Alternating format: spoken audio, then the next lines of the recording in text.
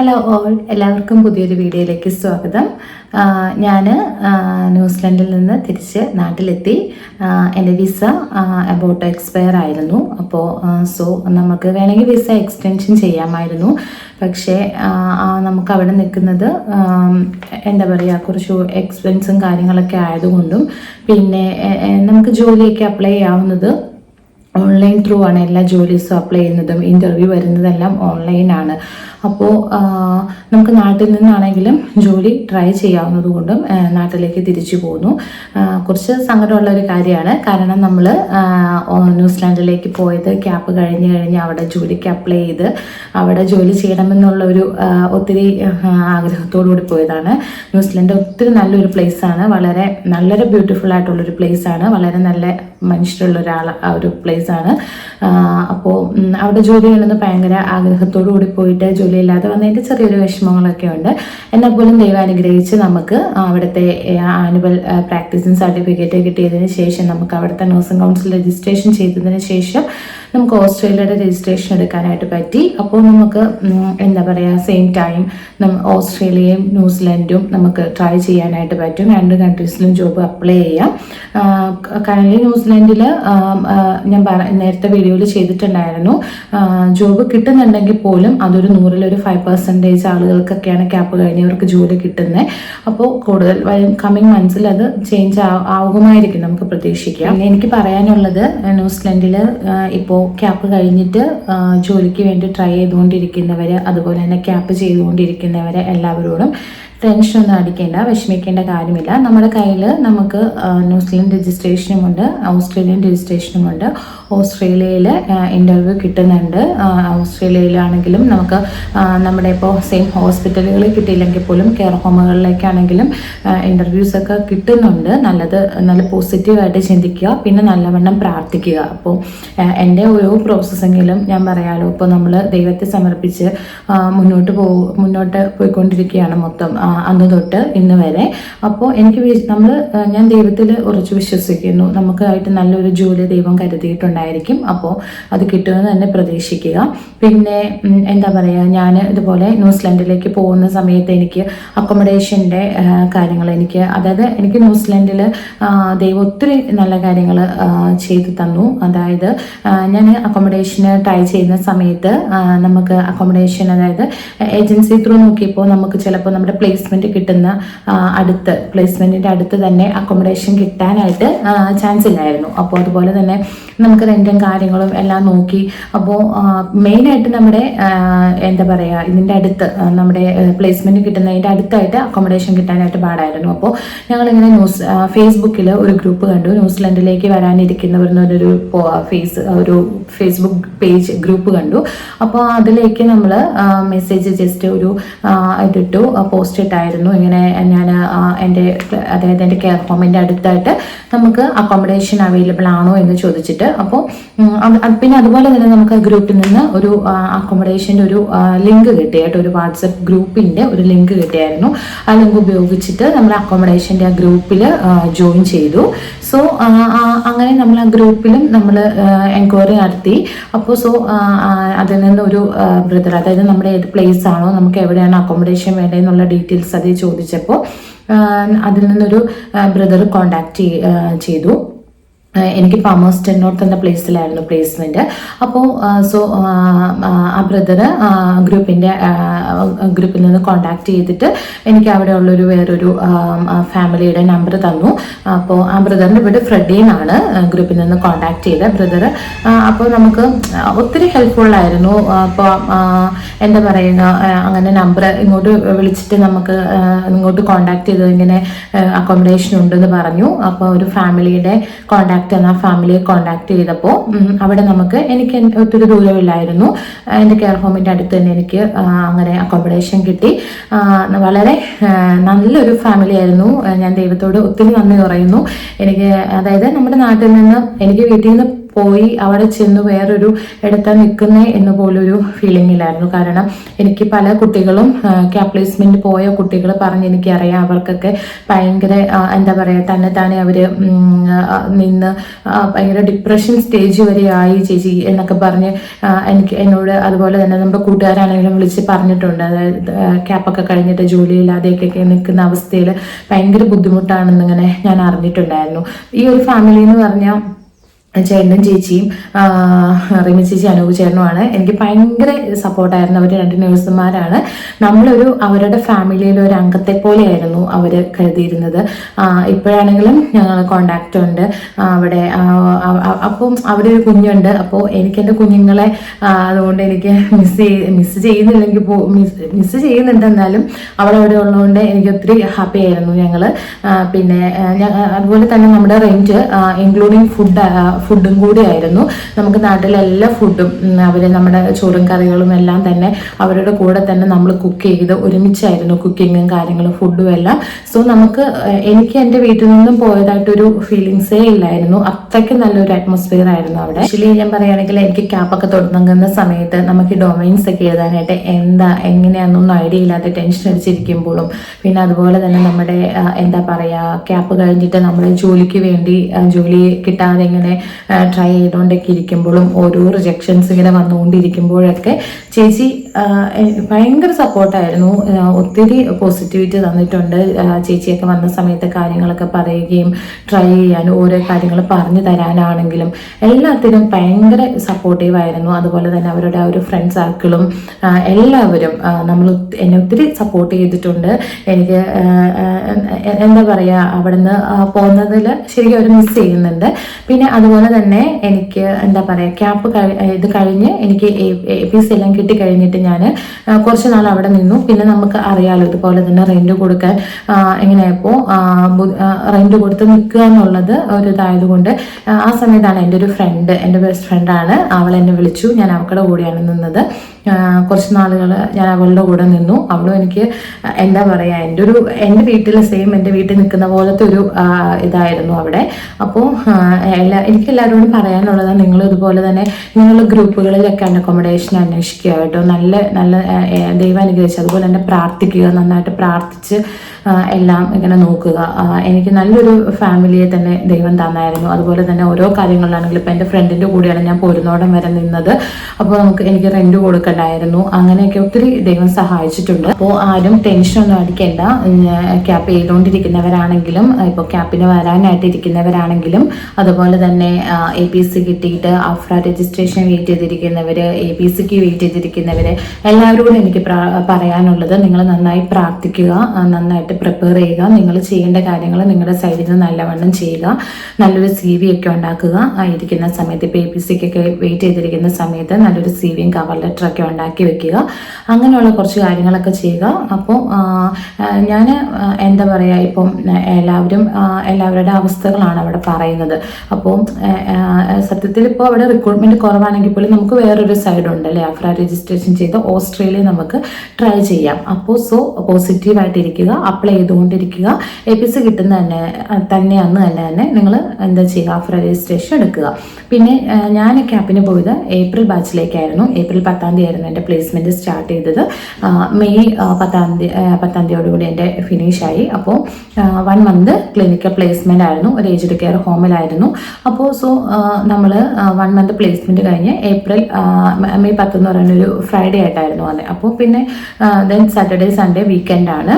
അപ്പോൾ എനിക്ക് കഴിഞ്ഞപ്പോൾ എൻ്റെ ട്യൂട്ടർ നമുക്കൊരു കൺഫർമേഷൻ മെയിൽ, നമ്മുടെ ഡൊമൈൻസ് ഒക്കെ ചെക്ക് ചെയ്യാൻ വേണ്ടി ഒരു മെയിൽ അയച്ചായിരുന്നു. ദെൻ അവർ നെക്സ്റ്റ് മൺഡേ തന്നെ അവരത് കോളേജിൽ സബ്മിറ്റ് ചെയ്യുമെന്ന് പറഞ്ഞിരുന്നു. അപ്പോൾ എല്ലാ പേരും നമ്മുടെ നമ്പറും എല്ലാ കാര്യങ്ങളും അവർ ചെക്ക് ചെയ്യാൻ വേണ്ടിയിട്ട് നമുക്കൊരു കൺഫർമേഷൻ മെയിൽ അയച്ചിട്ടുണ്ടായിരുന്നു. അപ്പോൾ കോളേജിൽ ട്യൂട്ടർ സബ്മിറ്റ് ചെയ്ത് എനിക്ക് കോളേജിൽ നിന്ന് നമ്മുടെ അഡ്മിൻ, അതായത് എൻ്റെ കോളേജിൽ നിന്ന് എനിക്ക് അവരത് നഴ്സിംഗ് കൗൺസിലിലേക്ക് മെയിൽ അയച്ചു, അതായത് നഴ്സിംഗ് കൗൺസിലിലേക്ക് സെൻഡ് ചെയ്തിട്ടുണ്ട് എന്നുള്ള മെയിൽ വന്നത് മെയ് 16-ാം തീയതി ആയിരുന്നു. നഴ്സിംഗ് കൗൺസിലിലേക്ക് അവർ സെൻഡ് ചെയ്തെന്ന് പറഞ്ഞത്. ദെൻ 23-ാം തീയതി മെയ് 23-ാം തീയതി എനിക്ക് നഴ്സിംഗ് കൗൺസിലിൽ നിന്ന് മെയിൽ വന്നു, അവർ ഒരു അപ്ഡേഷൻ ഉണ്ട് എന്ന് പറഞ്ഞിട്ട്. അതായത് അന്നേരം നമുക്ക് ഓഫർ ലെറ്റർ റിസീവ്ഡ് സംതിങ് അങ്ങനെ അത് ചേഞ്ച് ആകും. അത് അപ്പോഴാണ് നമ്മുടെ അവിടെ ഇത് റിസീവ് ചെയ്തിരിക്കുന്നത്. അപ്പോൾ ആ സമയം തൊട്ട് 1 മന്ത് ഒരു പ്ലേസ്മെന്റ് എനിക്ക് 1 മന്ത് സമയം എടുത്തായിരുന്നു. അത് കഴിഞ്ഞ് എനിക്ക് രജിസ്ട്രേഷൻ ആയി എന്നുള്ള ഒരു മെയിൽ നഴ്സിംഗ് കൗൺസിലിൽ നിന്ന് വരുന്നത് ജൂൺ 14-ാം തീയതിയാണ്. ജൂൺ 14-ാം തീയതി എനിക്ക് APC കിട്ടി. അതായത് എനിക്ക് തോന്നുന്നു എനിക്കൊരു 2-3 വീക്സ് ടൈം 3 വീക്സ് ടൈമാണ് എടുത്തത്. ചിലർക്ക് 1 മാസം എടുക്കുന്നുണ്ട്, ചിലർക്ക് 1.5 മാസം എടുക്കുന്നുണ്ട്. അത് ഡിപ്പെൻസ് ആണെന്ന് തോന്നുന്നു. കറക്റ്റായിട്ടൊരു ടൈമിങ് ഇല്ല അതിന്, പലർക്കും പല സമയമാണ് അതിനെടുക്കുന്നത്. എനിക്ക് 3 വീക്സിനുള്ളിൽ APC കിട്ടിയായിരുന്നു. ദെൻ ഞാൻ ആ APC കിട്ടി അന്ന് തന്നെ 14-ാം തീയതി സെയിം ഡേറ്റിൽ തന്നെ ഞാൻ അഫ്ര രജിസ്ട്രേഷൻ ചെയ്തിരുന്നു. AHPRA registration four nursing and midwifery board ഓസ്ട്രേലിയയുടെ ചെയ്തിട്ടു. 14-ാം തീയതി അപ്ലൈ ചെയ്തിട്ട് എനിക്ക് ജൂൺ 24 കറക്റ്റ്, അതായത് നമ്മുടെ വീക്കെൻഡ്സും എല്ലാം കൂടെ കൂടിയിട്ട് എനിക്ക് 10 ഡേയ്സ് എടുത്തത്. 14-ാം തീയതി ഞാൻ അഫ്ര ചെയ്തിട്ട് എനിക്ക് 24-ാം തീയതി ആയപ്പോഴത്തേനും അഫ്ര രജിസ്ട്രേഷൻ ഞാൻ മെയിൽ റിസീവ് ചെയ്തായിരുന്നു. എൻ്റെ വീഡിയോയ്ക്ക് ഇതുപോലെ കമൻറ്റുകളായിട്ടും പിന്നെ ഞാൻ കഴിഞ്ഞ വീഡിയോയിൽ എൻ്റെ മെയിൽ ID ഞാൻ അതിൽ കമൻ്റ് ആയിട്ട് കൊടുത്തിട്ടുണ്ടായിരുന്നു. സോ ഒത്തിരി പേര്, കുറച്ച് പേര് എനിക്ക് മെയിൽ അയച്ച് ചോദിച്ചിട്ടുണ്ടായിരുന്നു. ഇനി ഞങ്ങൾ, അതായത് ക്യാപ്പിന് വരാനിരിക്കുന്നവർ, പിന്നെ അതുപോലെ തന്നെ കമൻ്റ് ആയിട്ട് ചോദിക്കുന്നത്, ഞങ്ങൾ ഇനി ക്യാപ്പ് ചെയ്യാനായിട്ട് ന്യൂസിലൻഡിലേക്ക് വരണോ, ന്യൂസിലൻഡിൽ ഫ്രീസിങ് ആണെന്ന് കേട്ടു, ന്യൂസിലൻഡിലേക്ക് വരണോ, എന്താണ് ഇപ്പോഴത്തെ അവിടുത്തെ അവസ്ഥ, എന്താണ് ചെയ്യേണ്ടത്. അതുപോലെ തന്നെ എന്നോട് ഒരാൾ ചോദിച്ചു, ചേച്ചിക്ക് ഏതാണ് എക്സ്പീരിയൻസ്, ഞാനിങ്ങനെ GCCയിലായിരുന്നു എന്ന് പറഞ്ഞപ്പോൾ എത്രയും വർഷം ചേച്ചി GCCയിൽ, അതായത് ചേച്ചിക്ക് GCC എക്സ്പീരിയൻസ് ഉണ്ടായിട്ട് പോലും ചേച്ചിക്ക് ജോലി കിട്ടിയില്ലേ എന്നൊക്കെ ചോദിച്ചു. ഞാൻ പറയുകയാണെങ്കിൽ അതിലൊന്നും കാര്യമില്ല. അപ്പോൾ നമ്മുടെ അതുപോലെ തന്നെ 2 വർഷം എക്സ്പീരിയൻസ് ഉള്ള നേഴ്സിന് വേക്കൻസി ഉണ്ടോ എന്നൊക്കെ ചോദിച്ചിട്ട് കമൻറ്റുകൾ വന്നായിരുന്നു. അപ്പം ഫസ്റ്റ് ഓഫ് ഓൾ ഞാൻ പറയാം, ന്യൂസിലൻഡിലേക്ക് ഇനി വരണോ എന്നുള്ള ചോദ്യത്തിന് ഞാൻ ഒരിക്കലും ആരെയും നിരുത്സാഹപ്പെടുത്തത്തില്ല. അതുപോലെ തന്നെ എന്താ പറയുക, ഞാൻ കംപ്ലീറ്റ്ലി ആയിട്ട് നിങ്ങളോട് വരണ്ട എന്ന് ഞാൻ പറയില്ല. കാരണം എന്താണെന്ന് വെച്ചിട്ടുണ്ടെങ്കിൽ ഇപ്പോൾ പ്രോസസ്സിങ് ചെയ്തുകൊണ്ടിരിക്കുന്നവരും ഇനി ചെയ്യാൻ ആഗ്രഹിക്കുന്നവരാണെങ്കിലും അതുപോലെ തന്നെ ഇപ്പോൾ ചിലർക്ക് DL കിട്ടിയിട്ടിരിക്കുന്നവരായിരിക്കും എന്നോട് ചോദിക്കുന്നതിന് വരണം. അവരോടൊക്കെ ഞാൻ എന്ത് പറയാണ്, ഇത്രയും പൈസയും മുടക്കി നമ്മൾ ഇത്രയും പ്രോസസ്സിങ്, അതായത് മിക്കവരും തന്നെ എന്താ വെച്ചിട്ടുണ്ടെങ്കിൽ OETയുടെ നമുക്ക് ഇൻഡിവിജ്വലായിട്ട് നമുക്ക് എന്താ പറയുക ഓരോ മോഡ്യൂൾ എഴുതിയെടുക്കാം. അതാണ് എല്ലാവരും മെയിനായിട്ട് ന്യൂസിലൻഡ് നോക്കുന്ന, ശരിക്കും പറഞ്ഞാൽ അതൊരു ചൂസ് ചെയ്യുന്നത് തന്നെ. അപ്പോൾ അങ്ങനെ OET എക്സാംസ് ഒക്കെ പലതവണ അറ്റൻഡ് ചെയ്ത് ലാസ്റ്റ് അതെല്ലാം എഴുതിയെടുത്ത് CGFNSന്റെ പ്രോസസ്സിങ് ചെയ്ത് CGFNSന് ഇത്രയും പൈസ മുടക്കി പിന്നെ അത് കഴിഞ്ഞ് ഡിസിഷൻ ലെറ്റർ എടുത്ത് ഇപ്പോൾ ചിലർ തിയറി എക്സാം എഴുതിയിട്ടിരിക്കുന്നവരായിരിക്കും. നാട്ടിൽ പുതിയ പാറ്റേൺ അനുസരിച്ച് തിയറി പ്ലസ് OSCE എക്സാമാണ്. അപ്പോൾ തിയറി എക്സാം എഴുതിയിട്ടിരിക്കുന്നവരായിരിക്കും. അതുപോലെ തന്നെ ചിലർ ക്യാപ്പിൻ്റെ പാർട്ട് 1, ഇപ്പോൾ എനിക്ക് പാർട്ട് 1 പാർട്ട് 2 അങ്ങനെ ആയിരുന്നു. ചിലർ തിയറി പാർട്ട് നാട്ടിൽ നിന്ന് ചെയ്യുന്നവരുണ്ട്. അത് ചെയ്തിട്ട് സെക്കൻഡ് പാർട്ട് ഇവിടെ വന്ന് ചെയ്യാൻ പ്ലേസ്മെന്റ് ചെയ്യാനിരിക്കുന്നവരായിരിക്കും. ഇവരൊക്കെ ചോദിക്കുമ്പോൾ സത്യത്തിൽ എനിക്ക്, അതായത് ഞാൻ ഒരിക്കലും നിങ്ങളോട് ഇങ്ങ് വരണ്ട, ഇനി ഒരിക്കലും ന്യൂസിലൻഡിലേക്ക് പോകണ്ട എന്ന് പറയാൻ ഞാൻ ആരുമല്ല, ഞാൻ പറയുകയില്ല. കാരണം എന്താണെന്ന് വെച്ചാൽ ഞാനിപ്പോൾ ന്യൂസിലൻഡിൽ വന്ന് ഞാൻ ക്യാപ് പ്ലേസ്മെന്റ് ചെയ്ത് എനിക്കിവിടുത്തെ APC, അതായത് ആനുവൽ പ്രാക്ടീസിങ് സർട്ടിഫിക്കറ്റ് കിട്ടി, എനിക്കിവിടുത്തെ നഴ്സിംഗ് രജിസ്ട്രേഷൻ കിട്ടിയത് കൊണ്ടാണ് ഞാൻ ഓസ്ട്രേലിയൻ രജിസ്ട്രേഷൻ എടുക്കാൻ പറ്റിയത്. സാധാരണ നമ്മളിപ്പോൾ ഓരോ ഓസ്ട്രേലിയൻ രജിസ്ട്രേഷൻ, നമുക്ക് അഫ്ര രജിസ്ട്രേഷൻ നമുക്ക് വേണമെങ്കിൽ നമ്മൾ ഫസ്റ്റ് ഓഫ് ഓൾ OET അല്ലെങ്കിൽ IELTS or PT ക്ലിയർ ചെയ്യണം. ദെൻ അതുപോലെ തന്നെ നമ്മൾ അത് അവിടെ പോയിട്ട് നമ്മൾ എന്താ ചെയ്യുക, അവിടെ പോയി അവിടുത്തെ NCLEX RN എക്സാം നമ്മൾ പാസ്സാവണം, ഓസ്ട്രേലിയയുടെ അവിടെ പോയി OSCE ചെയ്യണം. ഇതെല്ലാം ചെയ്താലാണ് നമുക്ക് അഫ്രയ്ക്ക് അപ്ലൈ ചെയ്യാൻ പറ്റുള്ളൂ. സെയിം പ്രോസസ്സിങ് തന്നെയാണ്. നമ്മൾ അവിടെ അത് കഴിഞ്ഞിട്ട് അവിടെ ജോലി ട്രൈ ചെയ്തുകൊണ്ടിരിക്കണം. അപ്പോൾ ഇവിടെ നമ്മൾ ഇപ്പോൾ അത്രയും ഒരു ഇതില്ല നമുക്കിവിടെ. നമ്മളിവിടെ വന്ന് ആനുവൽ പ്രാക്ടീസിങ്, നമ്മളിവിടെ ക്യാപ്പ് കഴിഞ്ഞ് കഴിയുമ്പോൾ തന്നെ നമുക്ക് ഇവിടുത്തെ ന്യൂസിലൻഡ് രജിസ്ട്രേഷൻ കിട്ടും. നമുക്ക് ഓസ്ട്രേലിയ എന്നൊരു രാജ്യത്തിൻ്റെ രജിസ്ട്രേഷൻ നമുക്ക് എടുക്കാനായിട്ട് പറ്റും. അപ്പോൾ എൻ്റെ അറിവിൽ ഇപ്പം ഞാനിങ്ങനെ പോകുന്ന സമയത്താണെങ്കിലും കൂടെ ഉണ്ടായിരുന്ന കുട്ടികൾക്കൊക്കെ എന്താ പറയുക, ഓസ്ട്രേലിയയിൽ ജോലി കിട്ടി കൺഫേം ആയി ഓഫർ ലെറ്റർ ഒക്കെ വന്നവരുണ്ടായിരുന്നു. അപ്പോൾ കെയർ ഹോംസിലാണെങ്കിലും ഒക്കെ ഇൻ്റർവ്യൂ അറ്റൻഡ് ചെയ്തവർ, അതുപോലെ തന്നെ ഡയറക്റ്റ് സൈറ്റുകളിൽ കൂടി ഹോസ്പിറ്റലുകളിൽ അപ്ലൈ ചെയ്തിട്ട് ഹോസ്പിറ്റലിലൊക്കെ ജോലി കിട്ടിയവരുണ്ടായിരുന്നു. അപ്പോൾ സോ നമ്മൾ ഈ ന്യൂസിലാൻഡിൽ തന്നെ അല്ലെങ്കിൽ പോലും ഓസ്ട്രേലിയയിൽ ജോലി കിട്ടുന്നുണ്ടല്ലോ. അപ്പോൾ നമുക്ക് ഒന്നല്ലെങ്കിൽ എന്താ പറയുക, ന്യൂസിലാൻഡ് അല്ലെങ്കിൽ ഓസ്ട്രേലിയ എന്നൊരു പാത്ത് എവിടെ ഉണ്ട്. അപ്പോൾ സോ ഞാൻ നമ്മളാരോടും ഇപ്പോൾ തന്നെ ഞാൻ പറയുകയാണെങ്കിൽ തന്നെ പറയും, ഇപ്പോൾ എനിക്കൊരു ഓസ്ട്രേലിയ ജോലി സെറ്റ് ആയിട്ടുണ്ടെങ്കിൽ അപ്പോൾ എന്താ പറയുക, നിങ്ങൾക്ക് തോന്നും ഞാൻ അവിടെ വന്ന് ക്യാപ്പ് ചെയ്ത് എനിക്ക് ആഫ്റ്റർ രജിസ്ട്രേഷൻ കിട്ടിയതുകൊണ്ടാണ് എനിക്ക് ഓസ്ട്രേലിയ രജിസ്ട്രേഷൻ എടുത്ത് ഓസ്ട്രേലിയ ജോലി കിട്ടിയതല്ലേ. അപ്പോൾ അങ്ങനെ കിട്ടുവാണെങ്കിൽ നിങ്ങൾ എന്തെന്ന് വിചാരിക്കും, അങ്ങനെ ആ ഒരു ഇതുകൊണ്ടായിരിക്കുമെന്ന്. അപ്പോൾ സോ എനിക്കത് പറയാനുള്ളൊരു എന്താ പറയുക റൈറ്റ് ഇല്ല.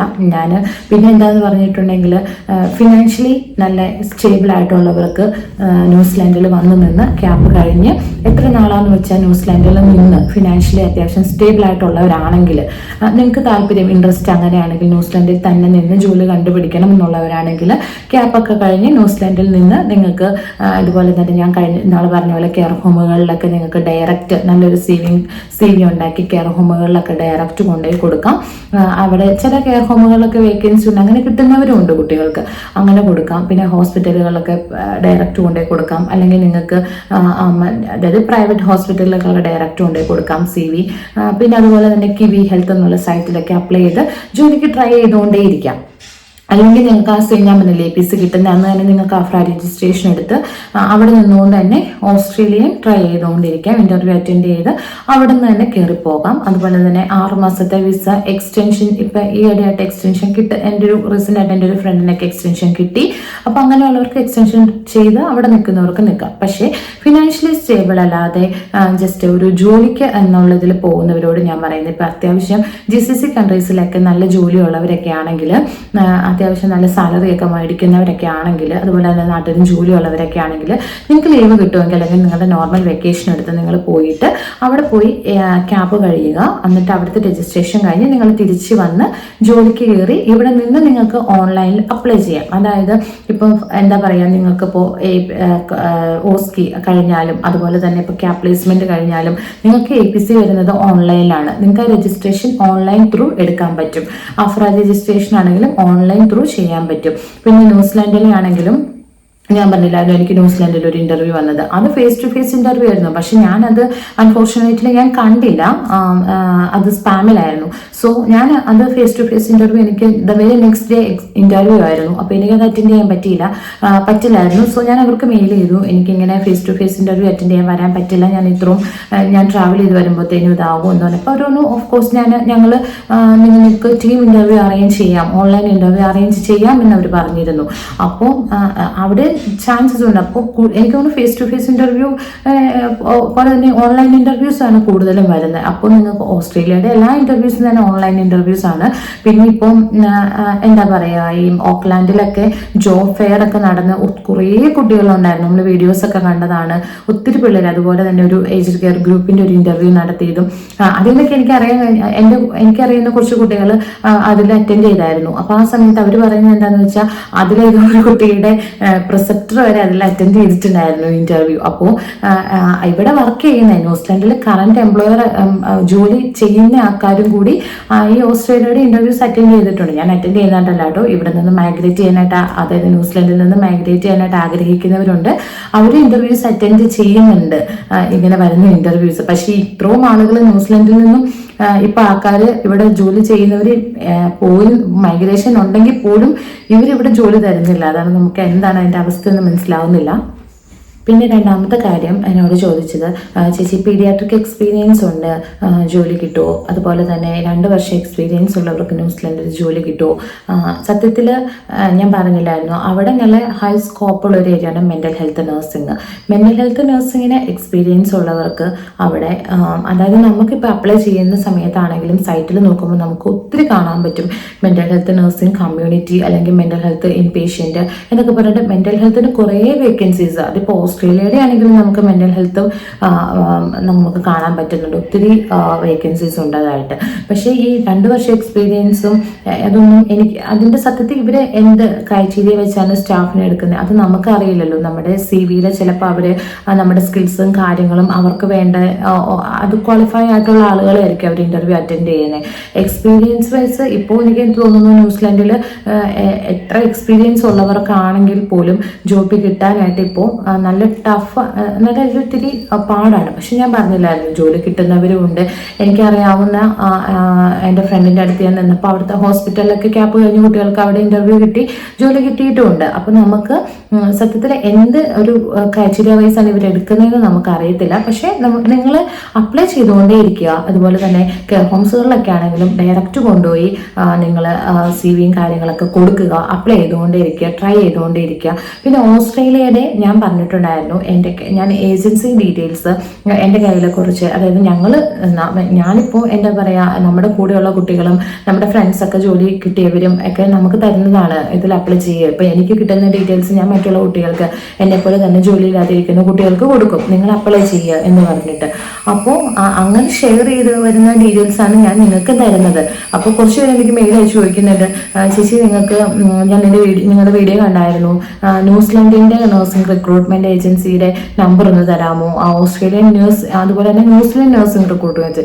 ന്യൂസിലൻഡിലെ എൻ്റെ അറിവിൽ ആരും ജോലിക്ക് റിക്രൂട്ട്മെൻറ്റ് ഏജൻസീസ് ഇല്ല, അങ്ങനെ ഒരു ഇതുണ്ടായിട്ടായിട്ട് എനിക്കറിയില്ല. പക്ഷേ ഞാൻ പറഞ്ഞതെന്ന് വെച്ചാൽ ന്യൂസിലൻഡിൻ്റെ കാര്യമല്ല ഞാൻ ആ വീഡിയോയിൽ പറഞ്ഞത്. ഓസ്ട്രേലിയക്ക്, നമ്മുടെ UK, അയർലൻഡ് ഒക്കെ കൊണ്ടുപോകുന്ന പോലെ ഓസ്ട്രേലിയക്ക് ഏജൻസികൾ ഇതുപോലെ തന്നെ നമ്മളെ ഹെൽപ്പ് ചെയ്യുന്നുണ്ട് ജോലിക്ക് വേണ്ടിയിട്ട്. ആ ഏജൻസീസിൻ്റെ നമ്പർ, ഞാനൊരു ഏജൻസിനെ പ്രൊമോട്ട് ചെയ്യുന്നതല്ല, നമുക്ക് ഒരു വഴിക്ക് അല്ലെങ്കിൽ ഒരു വഴിക്ക് ജോലി കിട്ടട്ടെ എന്ന് ഓർത്ത് ഞാൻ പറയുന്നതാണ്. കാരണം കുറേ കുട്ടികൾക്ക് ഏജൻസി ത്രൂ ഒക്കെ കെയർ ഹോമുകളിലൊക്കെ ഇൻ്റർവ്യൂ അവർ അറേഞ്ച് ചെയ്ത് കിട്ടിയിട്ടുണ്ട്. അതുപോലെ തന്നെ ഞാൻ പറഞ്ഞല്ലോ നിങ്ങളോട്, ന്യൂ സൗത്ത് വെയിൽസിൻ്റെ, ക്വീൻസ്ലാൻഡ് ഗവൺമെൻറ്റിൻ്റെ ഒക്കെ നമുക്ക് സൈറ്റുകൾ സെപ്പറേറ്റ് ഉണ്ട്. അതിലൊക്കെ കയറി നമുക്ക് ജോലി അപ്ലൈ ചെയ്യാം. നമ്മുടെ ഭാഗ്യം എവിടെയാണെന്ന് അറിയില്ല, എവിടെ നിന്നെങ്കിലും നമുക്കൊരു ഇൻ്റർവ്യൂ കൂടെ ചിലപ്പോൾ വരാം. അതുപോലെ തന്നെ ഏജൻസി ത്രൂ ആണെങ്കിലും മിക്ക ഏജൻസികൾക്കും എനിക്ക് ഹോസ്പിറ്റൽ സൈഡിൽ നിന്നാണ് അവർക്ക് പൈസ കാര്യങ്ങളൊക്കെ കിട്ടുന്നത്. നമ്മൾ അവർക്ക് ഏജൻസിക്ക് പൈസ കൊടുക്കേണ്ടതായിട്ടുള്ളതൊന്നും ഇല്ലെന്ന് തോന്നുന്നു. അപ്പോൾ അങ്ങനെ ട്രൈ ചെയ്യുക. അപ്പോൾ ഞാൻ പറഞ്ഞത് ഓസ്ട്രേലിയൻ ഏജൻസിയുടെ ഡീറ്റെയിൽസ് ആണ്. ന്യൂസിലൻഡിലേക്ക് ഒരു ഏജൻസിയും നാട്ടിൽ നിന്നും ജോലിക്ക് കൊണ്ടുപോകുന്നില്ല. അതുപോലെ തന്നെ എൻ്റെ അറിവിലില്ല കേട്ടോ. നമ്മൾ അവിടെ ചെന്ന് ക്യാപ്പ് കഴിഞ്ഞിട്ട് നമ്മൾ ഡയറക്റ്റ് ഓരോ സൈറ്റിൽ കയറിയിട്ട് നമ്മുടെ CV അപ്ലൈ ചെയ്ത് അവർ നമ്മളെ വിളിക്കുകയാണ് ചെയ്യുന്നത്. പിന്നെ എൻ്റെ ഫ്രണ്ട്സും ഒക്കെ നമ്മുടെ ഇങ്ങനെ ഓസ്ട്രേലിയൻ ഇതിൽ നമ്മൾ കോൺടാക്ട് ചെയ്യുമ്പോൾ ഏജൻസിയിൽ നിന്നൊക്കെ നമ്മൾ അറിഞ്ഞ കാര്യം എന്ന് വെച്ചിട്ടുണ്ടെങ്കിൽ, ഇപ്പം നമ്മുടെ ലാസ്റ്റ് 5 ഇയേഴ്സിൽ 2 ഇയേഴ്സ് എക്സ്പീരിയൻസ് വേണം നമുക്ക് 482 വിസയ്ക്കൊക്കെ അപ്ലൈ ചെയ്യാനായിട്ട്. ചിലരൊക്കെ OET പ്രിപ്പറേഷനും ഒക്കെ വേണ്ടിയിട്ട് ഗ്യാപ്പ് ഉള്ളവരുണ്ട്. അതായത് ഇപ്പോൾ ഒരു 2019 ശേഷം 1 ഇയർ എക്സ്പീരിയൻസ് ഉള്ളവരൊക്കെ ഉണ്ട്, 2 ഇയർ എക്സ്പീരിയൻസ് ഇല്ലാത്തവരൊക്കെ ഉണ്ട്. അപ്പോൾ ഈ ഓസ്ട്രേലിയൻ പ്രോസസ്സിങ്ങിന് വേണ്ടി അവർ കോൺടാക്ട് ചെയ്തപ്പോൾ, അതായത് ഇൻ്റർവ്യൂസിൻ്റെ കാര്യങ്ങൾക്കൊക്കെ ആണെങ്കിൽ വേണ്ടി അവർ കോൺടാക്ട് ചെയ്തപ്പോൾ ഏജൻസീസ് നമ്മുടെ ഡീറ്റെയിൽസ്, നമ്മുടെ എക്സ്പീരിയൻസ് ഡീറ്റെയിൽസും കാര്യങ്ങളും എല്ലാം അന്വേഷിച്ചപ്പോൾ ഇങ്ങനെ എക്സ്പീരിയൻസിൻ്റെ കാര്യങ്ങളൊക്കെ പറഞ്ഞപ്പോൾ അവർ പറഞ്ഞു തരാമെന്ന് വെച്ചാൽ അറ്റ്ലീസ്റ്റ് 2 ഇയേഴ്സ് എക്സ്പീരിയൻസ് വേണം ലാസ്റ്റ് 5 ഇയേഴ്സിൽ. സോ വിസ അല്ലെങ്കിൽ വിസ കിട്ടാൻ പാടാണ്. അപ്പോൾ എത്രയും പെട്ടെന്ന് നിങ്ങൾ നാട്ടിൽ പോയിട്ട് ഏതെങ്കിലും ഹോസ്പിറ്റലിൽ കയറി എക്സ്പീരിയൻസ് എടുക്കാനാണ് അവർ പറഞ്ഞത്. അപ്പോൾ സോ അങ്ങനെ എക്സ്പീരിയൻസ് ഇല്ലാത്തവരൊക്കെ ഉണ്ടെങ്കിലും അത് നിങ്ങൾ ഇങ്ങനെ റിക്രൂട്ട് ചെയ്യുന്ന ഏജൻസി ത്രൂ ഒക്കെ ആയിട്ടൊന്ന് കൺഫേം ചെയ്ത് കറക്റ്റാണോ, അതായത് എത്രയും കൂടി എക്സ്പീരിയൻസ് വേണം എന്നൊക്കെ ഉള്ള കൺഫേം ചെയ്തിട്ട് ഓസ്ട്രേലിയ ആണ് നിങ്ങൾ നോക്കുന്നതെങ്കിൽ ടൈം വേസ്റ്റ് ചെയ്യാതെ എത്രയും പെട്ടെന്ന് നാട്ടിലേക്ക് വന്നിട്ട് എവിടെയെങ്കിലും ജോയിൻ ചെയ്യുക. എക്സ്പീരിയൻസ് സർട്ടിഫിക്കറ്റ് കിട്ടാനായിട്ട് നോക്കുക. കാരണം പിന്നെ ഫർദർ പ്രോസസ്സിങ്ങിന് എക്സ്പീരിയൻസ് ഇല്ലാതെ വിസ കിട്ടില്ലെങ്കിൽ അതൊരു ബുദ്ധിമുട്ടായിരിക്കുമല്ലോ. അപ്പോൾ അതെല്ലാം ഒന്ന് ക്ലാരിഫൈ ചെയ്യണം. അതിങ്ങനെ ഞങ്ങൾ അറിഞ്ഞൊരു കാര്യമാണ്. അതായത് എൻ്റെ ഒരു ഫ്രണ്ട് ഇതുപോലെ അവൾക്ക് ഗ്യാപ്പ് വന്നു OET പ്രിപ്പറേഷന് വേണ്ടിയിട്ട്. അപ്പോൾ സോ ഇങ്ങനെ ഏജൻസി കോൺടാക്ട് ചെയ്തപ്പോൾ അവർ പറഞ്ഞൊരു കാര്യമാണ് ഇങ്ങനെ എക്സ്പീരിയൻസ് വേണമെന്ന്. എല്ലാവരും ട്രൈ ചെയ്തുകൊണ്ടിരിക്കുക. പിന്നെ എന്നോട് ഒരാൾ ചോദിച്ചിട്ടുണ്ടായിരുന്നു, ചേച്ചിയുടെ CV-യുടെയും കവർ ലെറ്ററിൻ്റെയും പാറ്റേൺ ഒന്ന് ഷെയർ ചെയ്യാമോ, ഒന്ന് പറയാമോ എന്നുള്ളത്. നമുക്കങ്ങനെ നമ്മുടെ ഡീറ്റെയിൽസും കാര്യങ്ങളൊന്നും ഷെയർ ചെയ്യാൻ പറ്റില്ലല്ലോ. സോ ഞാനത് എന്തൊക്കെ കാര്യങ്ങൾ അതിൽ ഉൾപ്പെടുത്തണം, CV-യിൽ കവർ ലെറ്ററിൽ എന്തൊക്കെയാണ് നമ്മൾ ചെയ്യേണ്ടത് എന്നുള്ളത് ഞാനൊരു വീഡിയോ ചെയ്യാം. പിന്നെ ഒത്തിരി എന്താ പറയുക, ഫോട്ടോസ് ഒന്നും വെക്കേണ്ട CV-യിൽ നിങ്ങൾ ഓസ്ട്രേലിയക്ക് അപ്ലൈ ചെയ്യുമ്പോഴാണെങ്കിലും. പിന്നെ ഒത്തിരി വളരെ ഒത്തിരി ലെങ്തി ആയിട്ടുള്ള CV, 1-2 പേജുള്ളൊരു CV മതി. അത് ഞാനൊരു വീഡിയോ ചെയ്യാം കേട്ടോ. പിന്നെ ഒന്നുകൂടി ഞാൻ പറയുകയാണ്, എനിക്ക് ക്യാപ്പിന് വരാനിരിക്കുന്നവരാണെങ്കിലും ന്യൂസിലാൻഡ് പ്രോസസ്സിങ് സ്റ്റാർട്ട് ചെയ്യാനായിട്ട് ആഗ്രഹിക്കുന്നവരും അതുപോലെ തന്നെ ഇപ്പോൾ അവിടെ ക്യാപ്പ് കഴിഞ്ഞിട്ട് ഇരിക്കുന്നവരൊക്കെ ആണെങ്കിലും ആരും വിഷമിക്കേണ്ട, നന്നായിട്ട് പ്രാർത്ഥിക്കുക. ആഫ്ര രജിസ്ട്രേഷൻ എടുക്കുക. സെയിം APC കിട്ടുന്ന അന്ന് തന്നെ ആഫ്ര രജിസ്ട്രേഷൻ എടുക്കുക. ഓസ്ട്രേലിയൻ ട്രൈ ചെയ്യുക. ഇപ്പോൾ നിങ്ങൾക്ക് എൻ്റെ മെയിൽ ID ഞാൻ അതിൻ്റെ താഴെ കൊടുക്കാം. എൻ്റെ കയ്യിലുള്ള ഏജൻസി ഡീറ്റെയിൽസ് ഒക്കെ ഞാൻ നിങ്ങൾക്ക് ഷെയർ ചെയ്യാം.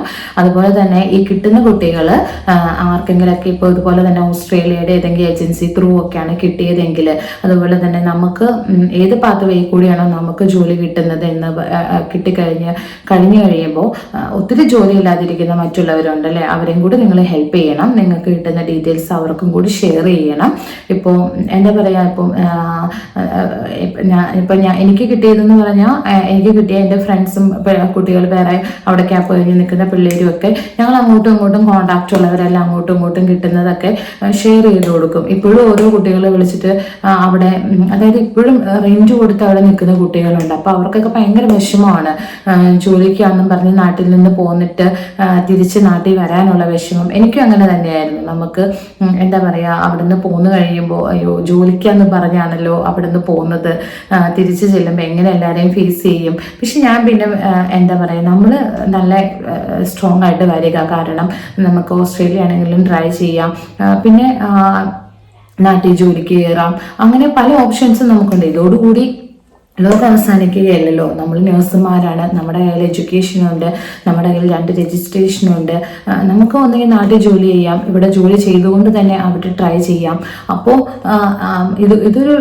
ഇതോടുകൂടി ഒരു ലോകാവസാനമായി അല്ലെങ്കിൽ ഇതൊരു അവസാനമായിട്ട് നിങ്ങൾ കൺസിഡർ ചെയ്യരുത്, വിഷമിക്കരുത്.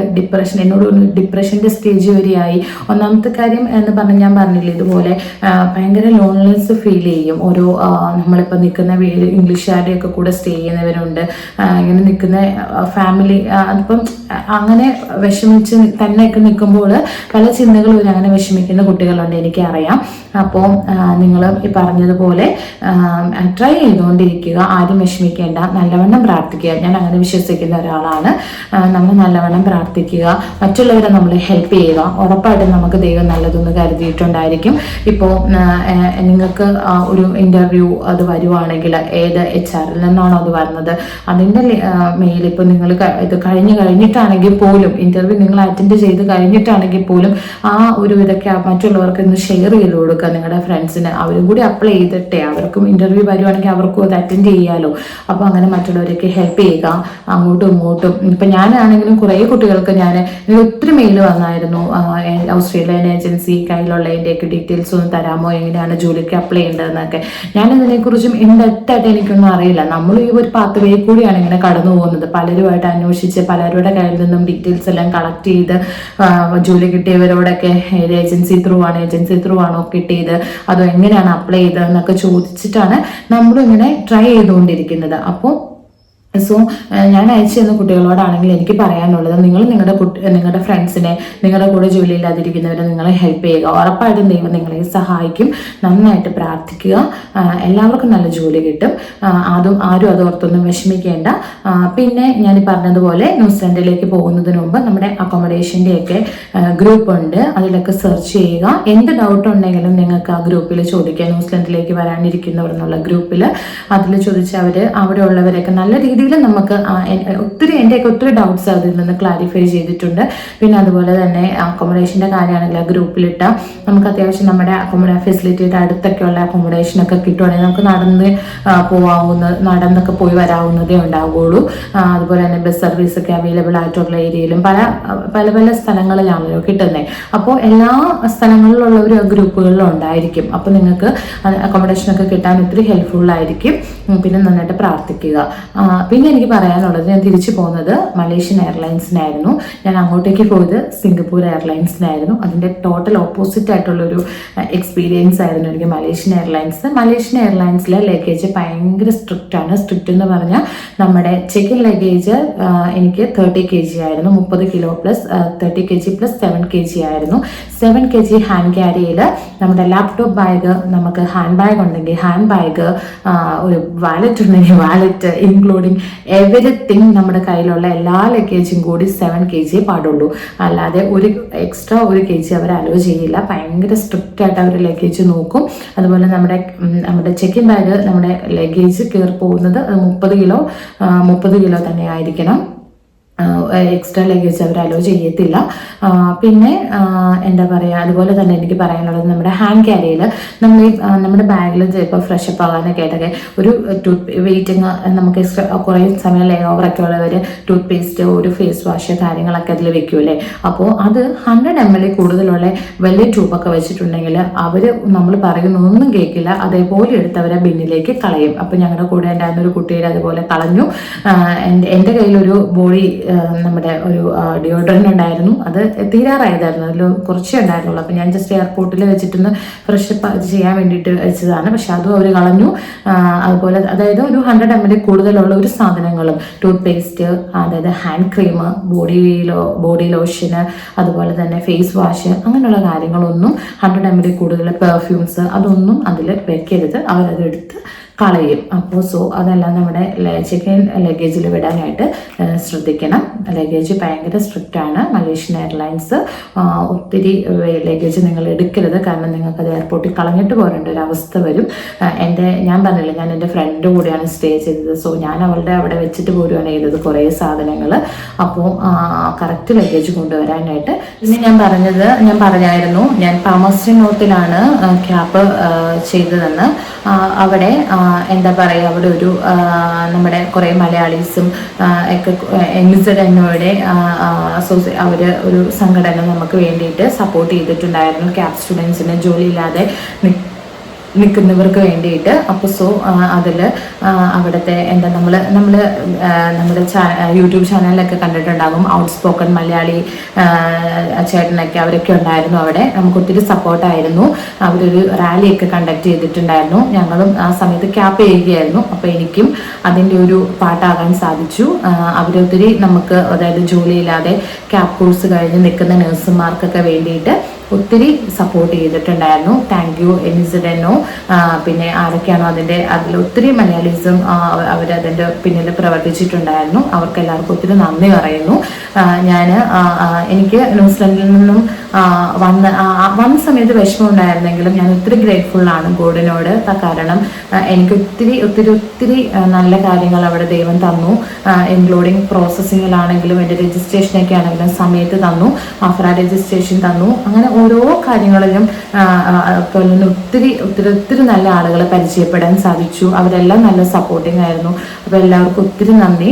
ഇനിയാണെങ്കിലും ഞാൻ പോകുന്നവരോട് പറയുന്നത്, നിങ്ങൾ ആരും വിഷമിക്കേണ്ട, പോവുക, ക്യാമ്പ് ചെയ്യുക, അല്ലെങ്കിൽ ഓസ്കി ചെയ്യുക. നാട്ടിൽ നല്ല ജോലിയുള്ളവരൊക്കെ ആണെങ്കിൽ നിങ്ങളുടെ ഒരു സിറ്റുവേഷൻ പോലെ കേട്ടോ, ഫിനാൻഷ്യലൊക്കെ സ്റ്റേബിൾ ആയിട്ടുള്ളവരാണെങ്കിൽ നിങ്ങൾക്ക് അവിടെ ഇത് ചെയ്യാം. അല്ലെങ്കിൽ നാട്ടിൽ തിരിച്ചു വന്ന് ജോലിക്ക് കയറിയിട്ട് 2 രജിസ്ട്രേഷൻ എടുക്കുക, ഇവിടെ നിന്നുകൊണ്ട് ജോലി അപ്ലൈ ചെയ്യുക. അപ്പം അതൊക്കെ നിങ്ങൾക്ക് ഇവിടെ നിന്ന് മൈഗ്രേറ്റ് ചെയ്യാൻ പറ്റും. ഓസ്ട്രേലിയക്കൊക്കെ ആണെങ്കിൽ ഇവിടെ നിന്ന് അപ്ലൈ ചെയ്യാം. അപ്പോൾ ആരും അപ്സെറ്റ് ആവരുത്. സ്റ്റേ പോസിറ്റീവ്, എല്ലാവരും ട്രൈ ചെയ്തുകൊണ്ടേയിരിക്കുക. പിന്നെ ഞാൻ ലാസ്റ്റായിട്ടൊരു ഇൻ്റർവ്യൂ വീഡിയോ ചെയ്തായിരുന്നു. എനിക്കതിൻ്റെ സെക്കൻഡ് പാർട്ട് ചെയ്യാൻ പറ്റിയില്ല, കാരണം നാട്ടിലേക്ക് പോരുന്നതിൻ്റെ തിരക്കും ഇവിടെ വന്നിട്ടും തിരക്കൊക്കെ ആയിപ്പോയി. അത് ഞാൻ ഉടനെ തന്നെ ചെയ്യുന്നതാണ്. പിന്നെ അതുപോലെ തന്നെ CV എങ്ങനെയാണ് ചെയ്യേണ്ടത്, ഞാൻ എങ്ങനെയാണ് ചെയ്തതെന്ന്, അതായത് ഞാൻ കുറച്ച് കാര്യങ്ങളൊക്കെ നോക്കി ഒക്കെയാണ്, കുറച്ച് കാര്യങ്ങളൊക്കെ റിവ്യൂ ചെയ്തിട്ടാണ് ഞാൻ ജസ്റ്റ് CV ഉണ്ടാക്കിയത്. കുറേ അതിൽ ഇൻക്ലൂഡ് ചെയ്യാൻ, എന്തൊക്കെ ഇൻക്ലൂഡ് ചെയ്യാം, എന്തൊക്കെ ഇൻക്ലൂഡ് ചെയ്യാൻ പാടില്ല, അതൊക്കെ നോക്കിയിട്ടാണ് ഞാൻ CV ചെയ്തത്. അപ്പോൾ അതൊക്കെ ഞാൻ നിങ്ങളുമായിട്ട് ഷെയർ ചെയ്യാം. നെക്സ്റ്റ് വീഡിയോയിൽ കാണുന്നത് വരെ ബൈ ബൈ, താങ്ക് യു.